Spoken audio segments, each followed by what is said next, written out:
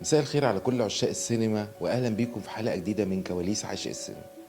بما اننا في شهر اكتوبر شهر انتصارات، فاكيد صناع السينما العظماء بتوع زمان دول وثقوا ويعني الفتره التاريخيه دي بشكل مستفيض، وكان وظيفتهم كفنانين انه اوثق المرحله وابرز كل شيء عمله وعاناه الشعب والجيش والوطن الغالي وطننا مصر. عشان احنا في حرب اكتوبر لازم احكي لكم عن اجمل طريقه كان صناع السينما العظماء دول في وقت الحرب استنزاف، وازاي وثقوا حرب اكتوبر المجيده وانتصار الجندي المصري البطل على العدو الصهيوني الغاشم مغتصب الارض، واحنا استردينا ارضنا. وده اكبر دليل على قوه الجندي المصري واصراره، وكمان وثقوا معاناه الشعب المصري وتضحياتهم بولادهم وابهاتهم وكل حياتهم. ان شاء الله في الحلقه دي احكي لكم عن ازاي الفنانين العظماء دول انتجوا ووثقوا افلام عن انتصارات الوطن اللي هو كان في ساعتها واجب وطني على كل فنان حقيقي. وبما اننا بنتكلم عن افلام حرب اكتوبر والفتره المهمه دي، فالافلام اللي اتعملت الفتره دي افلام كتير جدا.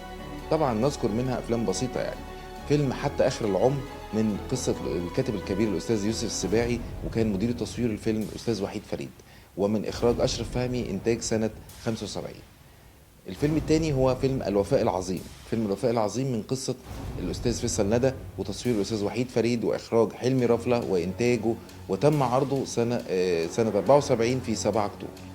الفيلم الثالث اللي معانا هو الفيلم الرصاصة لا تزال في جيبي. الفيلم ده إخراج الأستاذ حسام الدين مصطفى وإنتاج سنة 74 برضه، وكان مدير تصوير الفيلم الأستاذ إبراهيم صالح، وشارك في تصوير المعارك الحربية 9 مديرين تصوير، منهم طبعا على سبيل الذكر مش الحصر الاستاذ عصام فريد والاستاذ العظيم سعيد الشيمي والاستاذ الكبير محسن نصر والاستاذ سمير بهزان واحمد عبد العزيز.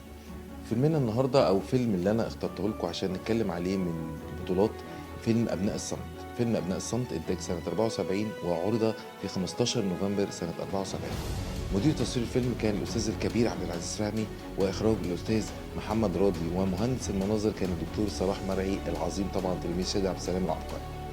تدور قصة الفيلم حول مجموعة من الجنود حياتهم على الجبهة، بتناول حياتهم الشخصية خلال فترة أجازاتهم حتى تندلع الحرب ويشاركوا بها وينتصروا ويحصل لحظة العبور العظيم. خلال وصول حرب الاستنزاف مع إسرائيل إلى أشدها، وبينما يخوض مجدي حربه على الجبهة اللي هو الأبطال الفيلم، تخوض خطيبته الصحفية حربا شعواء ضد رئيس التحرير النفعي الذي تكتشف معدنه الحقيقي لاحقا. الفيلم بطولة الأستاذة ميرفت أمين، نور الشريف، محمود مرسي، مديحة كامل، أحمد زكي، ومحمد صبحي. لو اتكلمنا عن مود الفيلم أو مود الإضاءة في الفيلم، إن أنا نلاحظ إن معظم شطات الفيلم أو الملجأ أو الخندق اللي هو العساكر قاعدين فيه، الجنود بتاعتنا قاعدين فيه، الخندق اللي هم قاعدين فيه عبارة عن ديكور. ودي مش أول مرة الأستاذ عبد العزيز فهمي والأستاذ صلاح مرعي يتعاونوا في قصة إن الديكور يكون أقرب للواقع، لدرجة إنك كل الناس دلوقتي انا متاكد ان كل الناس تفاجئ انه الخندق ده ديكور. هو ده ديكور واتبنى امبارح، مش يعني ديكور اتبنى قبل تصوير الفيلم مباشره. وانت لما بتبص في الموضوع وتبص على المشهد بكامله بتحس قد ايه الناس دي وصلت لك حقيقي انه الخندق حقيقي، مش ممكن ده يكون ديكور، مش ممكن يكون الاضاءه دي مش طبيعيه. كل شيء في الفيلم يميل الى مود الواقعيه اللي هو بيحاول ينقل لك صوره شبه الواقع من اللي كان حاصل في الجبهة، وازاي ان الجنود دول كانوا بيعانوا وكل شوية بتسمع عملية فدائية، الشباب دول بيطلع منهم 3 4 ويرجع منهم 2 بس او 1. فازاي ان الجنود دي حبايبي ضحوا بحياتهم وضحوا بكل نفيس وغالي عشان خاطر الوطن ده. وحقيقي الفيلم وثق بشكل لا يعني جميل جدا المعاناة طول الفيلم، إلى أن بتيجي لحظة العبور والانتصار على العدو الغاشم، وفي نفس الوقت استرداد أرضنا وشرفنا وعزتنا وكرامتنا.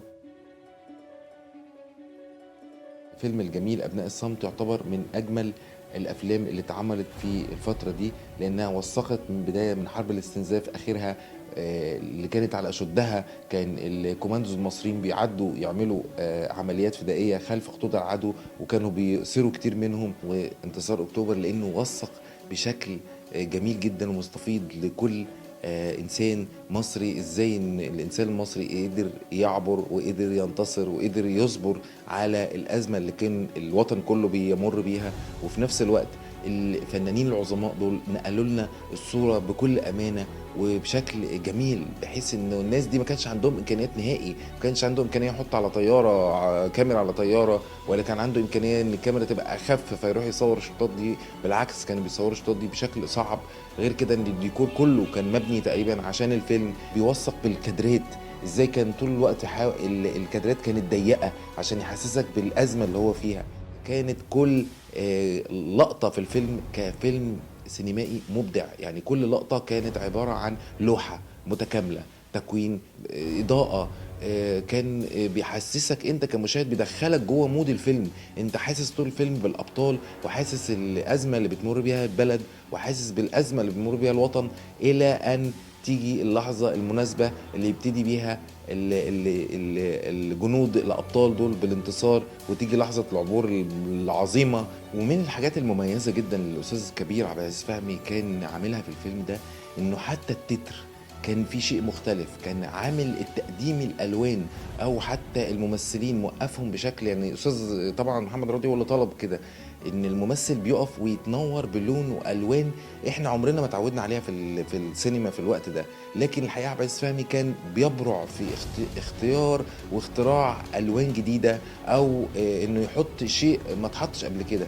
وما يعني هو كان يمكن يقصده باللون الاحمر اكتر الدم، قد ايه احنا كنا مجروحين، وكان فعلا الوطن بينزف. فيمكن ده برضو تعبير بشكل ذكي وبشكل مختلف لمدير تصوير عبقري زي استاذ عبد العزيز فهمي. وكمان في حاجه مهمه جدا، كل الفلاش باك، الذكريات اللي بتمر في الفيلم طوال الفيلم، اول لما بنيجي نشوف الممثل بنشوف اختلاف الاضاءه. يعني مجرد مثلا قاعد في الخندق بتلاقي الاضاءه اختلفت من قعدته الطبيعيه الى اللون الاحمر مثلا، فبتعرف كده ان هو في جاي فلاش باك. وفي نفس الوقت بينبهك انه برضه يا حبيبي هو فلاش باك برضه، بس هو جواه رعب وجواه خوف من المستقبل وخوف من بكره، ومش عارف انه الا انه يحمي هذا الوطن ويرجع لاهله. الجنود الابطال دول كانوا بيقضي وظيفته وبيعمل اللي عليه عشان يرجعوا بلدهم ويحافظوا على الوطن اللي هو اغلى شيء في الوجود. وفي نهايه الحلقه، بعد ما اتكلمنا عن الحدوته الجميله لانتصارات حرب اكتوبر، ان شاء الله اوعدكم بحلقات جديده، وانتظرونا في افلام تانية جديده ان شاء الله، ومديرين تصوير عظماء جداد. وكل عام وانتم بخير، وكل عام وانتم في نصر وعزه وكرم.